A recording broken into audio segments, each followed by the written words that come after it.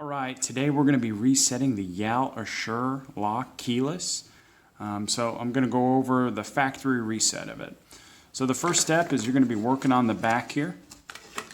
There's going to be a screw right here, a Phillips. You're going to take that off. So you'd screw right there, get that off. The next step is you're going to take these batteries out.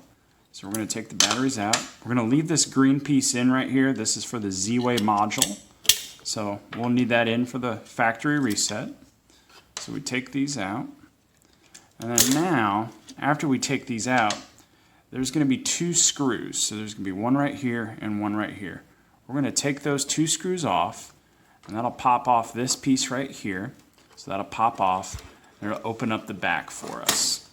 Now on the back, you're going to see a white button right here. That's actually going to be the reset button. So we'd hold that reset button down.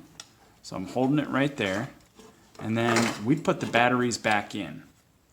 Now, you don't have to put in the screws right now. For this part, you're just going to put the batteries back in.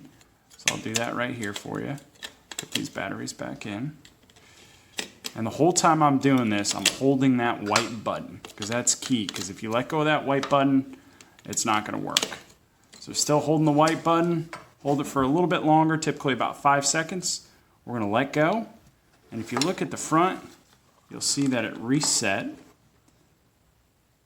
Welcome to Yale Real Living.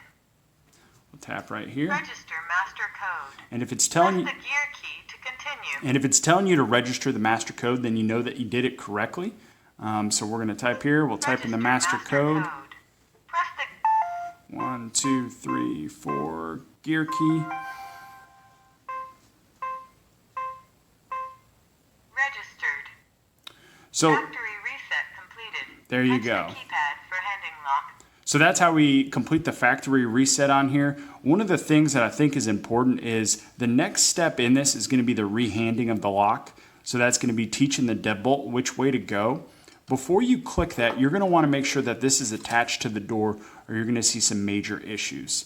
So after you get to this point, what I would say is take your batteries out here, put those two screws in, connect it back together, put those batteries in, and then do the rehanding process, and you shouldn't see any issues.